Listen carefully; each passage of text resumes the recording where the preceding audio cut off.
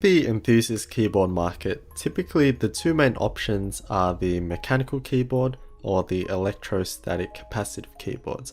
However, there isn't much choice for the latter, so we see a lot of the same Topres, Leopolds, and of course HHKBs. But then we have the clone boards with the clone EC switches.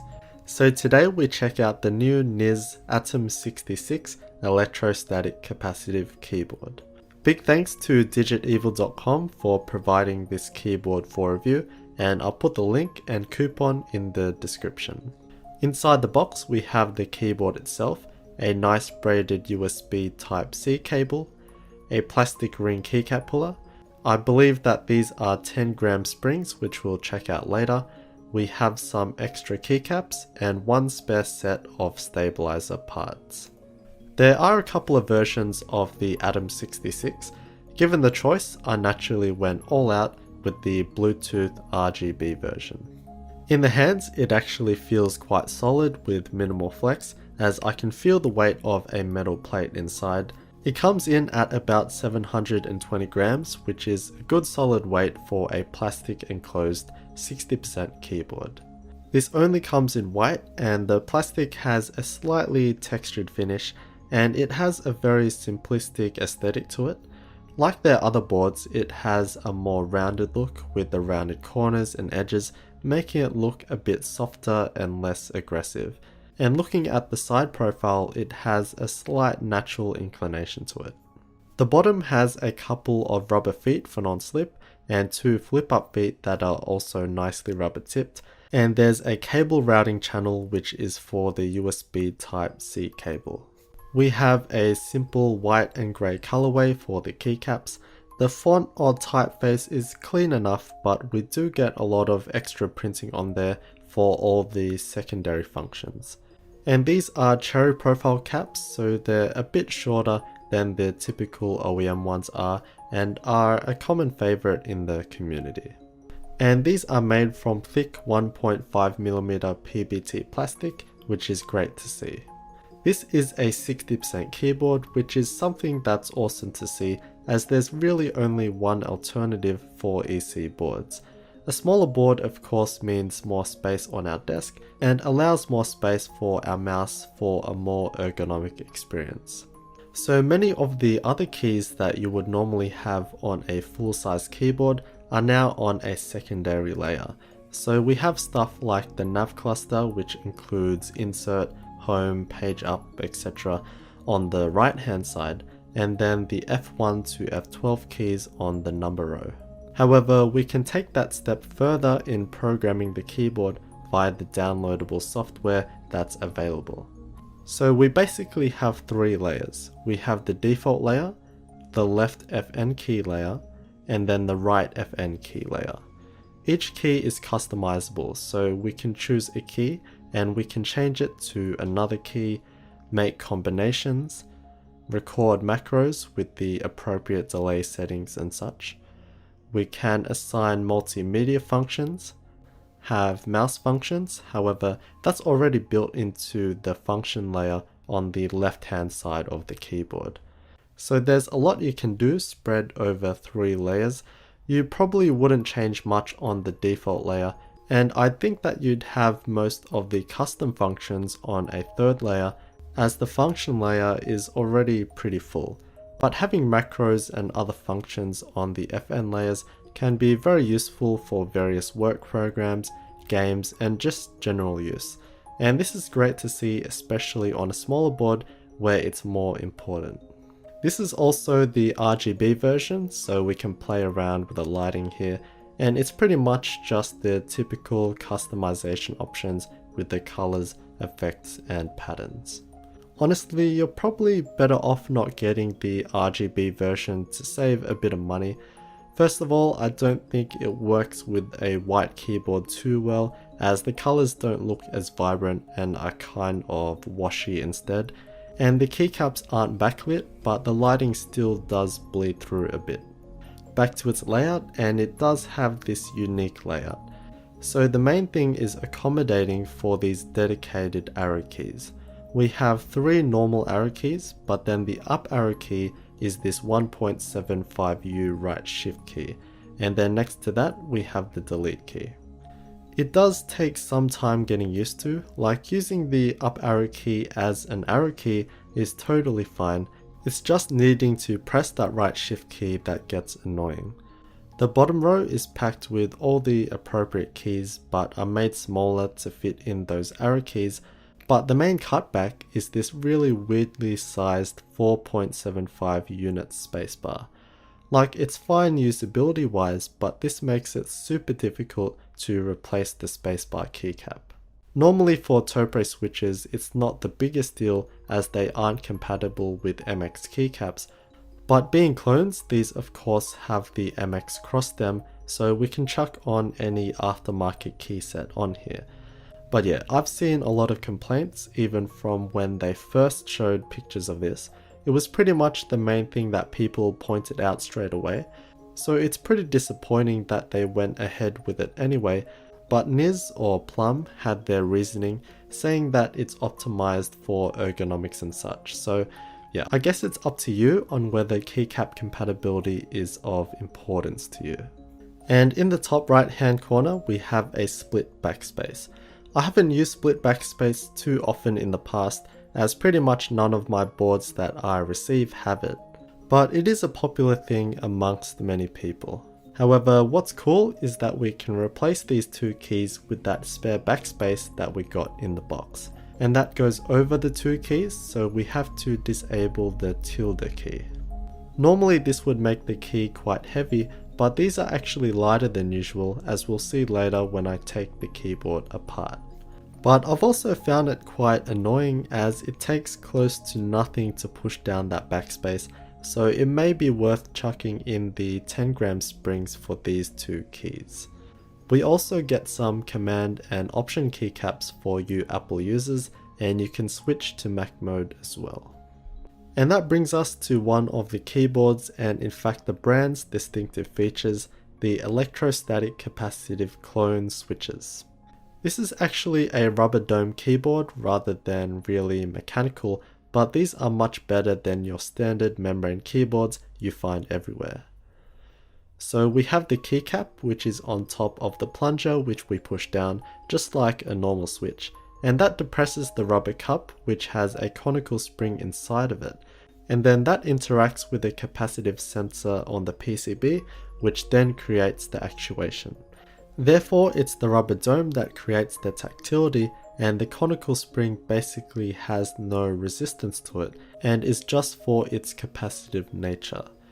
The domes that I have on here are the very light 35g domes, and this is something that they've done for a long time, whereas Topre would normally be 45g or 55g. Plus these do have silencing rings on the inside, which dampens that upstroke in both sound and feel. And this makes for a very unique experience. First of all, it's of course closer to a typical membrane keyboard than a mechanical keyboard, but with these 35g domes, it's a very light and easy typing experience, kind of feeling like you're typing on a cloud. The tactility is only really felt when you're actually typing, so when I slowly depress a key, it's pretty much linear. There's no distinct bump as it's more drawn out, and it's a very soft feeling with the bottom out being very cushioned, which I like. But its lightweight nature can be a negative to others. It's very easy to actuate a key, so you can accidentally press a key when you don't intend to. And yeah, you have to get used to pressing the keys lightly. But then we get 50 of these 10g springs, so 16 short from being able to fill up the whole board. And all these do is go over the stem and make it slightly more heavier. However, this is not equivalent to a true 45g dome, as it's the rubber dome itself that produces the tactility. But it does in turn make it feel kind of more tactile. Well, at the very least, it does make it feel more poppy and snappy as there is more resistance. But yeah, it's kind of difficult to explain, where the tactile bump itself isn't particularly changed, but at the same time you do get more feedback. Overall, it's something that's ultimately up to you. I know that these will be just too light for a lot of people, in particular enthusiasts who prefer heavy switches. I personally have always been a fan of these. They're very unique feeling, and it's just something I like to change to once in a while because they are so different.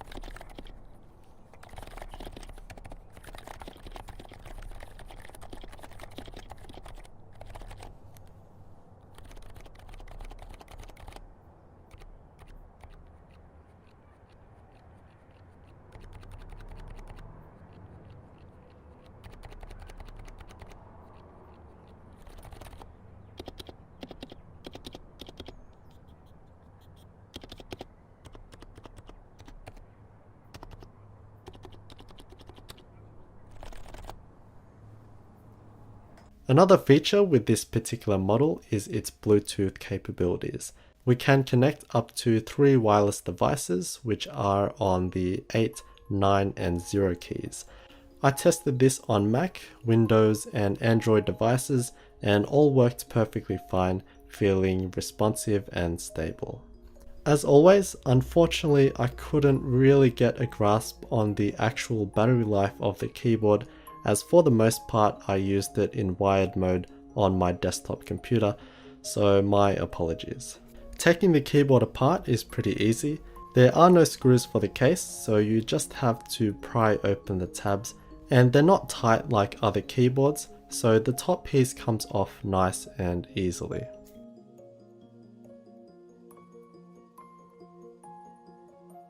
It takes a bit more effort to take the keyboard out of the bottom housing, but it does come out, and again there are no screws for this bit.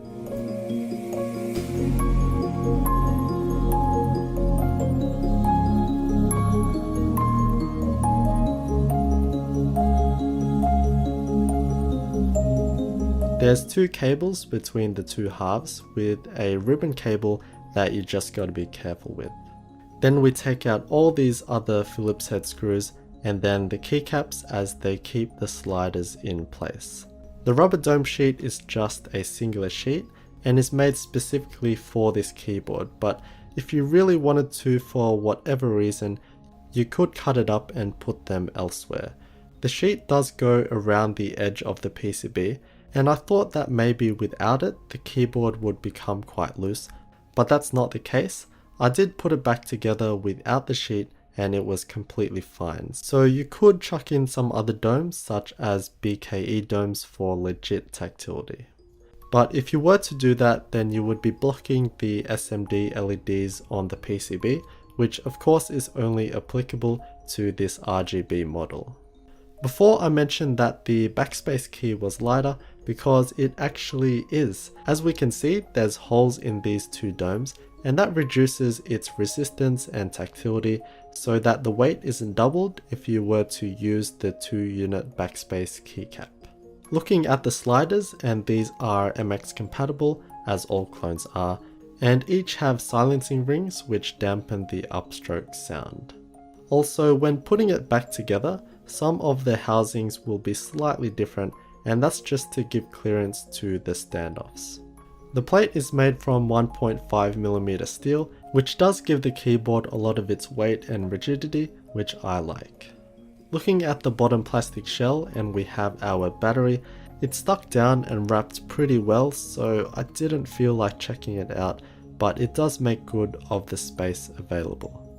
So overall it was a lot to cover, which is the case with these sort of keyboards, but it makes for a very interesting and quite a unique keyboard. And it's nice to see more variety in the Topre/Electro capacitive market. The layout is a point of debate as we have an odd bottom row to accommodate the dedicated arrow keys, in particular that terribly sized 4.75U spacebar that goes against the MX Stem sliders. There are a couple of versions of this keyboard, including the non-Bluetooth and non-RGB versions, As said, I'd probably skip the RGB version to save a few bucks because it isn't that great in my opinion. And lastly, the typing experience with the 35-gram domes is very unique. I personally love it. It feels so relaxing to type on, like you're typing on a cloud like I said before, but at the same time it will definitely be too light for many people. It is a tactile keyboard, but the tactility is pretty weak, but it's still there. And if you really wanted to, you could swap out the domes. It's a pretty quiet keyboard, so it'll be absolutely fine in an office environment or a shared space. So in my opinion, it is a wonderful option in the capacitive market. It's a 60% board, it is available with Bluetooth and also RGB lighting. It has the 35-gram domes with silencing rings, there's programmability via the software, and all of these features are legitimately quite unique. A big thanks to digitevil.com for providing this keyboard for review, and I'll put the links in the description as well as a coupon code in case you're interested.